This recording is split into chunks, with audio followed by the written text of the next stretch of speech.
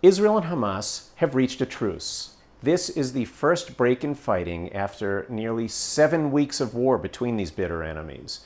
Now, this is not an end to the war. This is just a break. It's a 4-day ceasefire. And during that time, Hamas is set to release 50 hostages.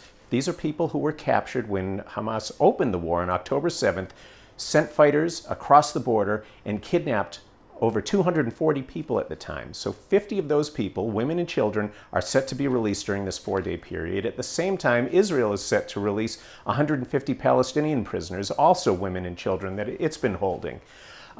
In addition, Israel is allowing more humanitarian aid to come into Gaza, which has been battered by this war.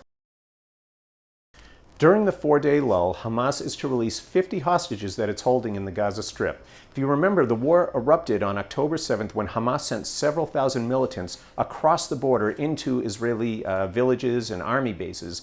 They killed over 1,200 people at the time and took about 240 people as hostages, captive, back to Gaza. Israel has been fighting furiously to get these hostages back. This release is by far the biggest group of hostages to go home so far.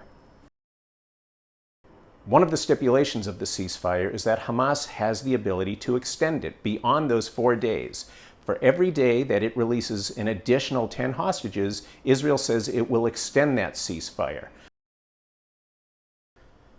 Now, an extended lull could play into Hamas's hands and also put pressure on Israel to halt the fighting. First of all, international pressure is likely to increase on Israel. There has already been widespread international criticism of the heavy death toll. Over 11,000 Palestinians have been killed since the fighting erupted in Gaza, and there's been widespread international criticism. That criticism could pick up as we see during this period as we learn more about the extent of the damage.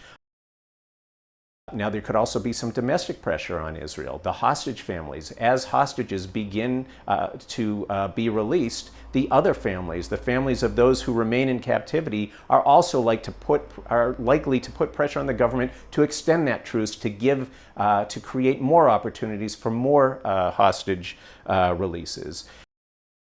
Israel has said it is going to leave its troops inside Gaza during this period. Well, it's not always good for troops to be sitting stationary behind enemy lines, especially during this time when Hamas is likely to use this lull to redeploy and to re-strengthen its forces, which have been hit pretty hard in the fighting.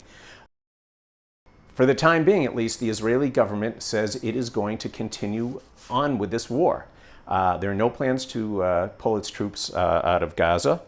The Palestinians who have been displaced, over 1.5 million Palestinians, have fled northern Gaza to areas that are supposed to be more safe in the south.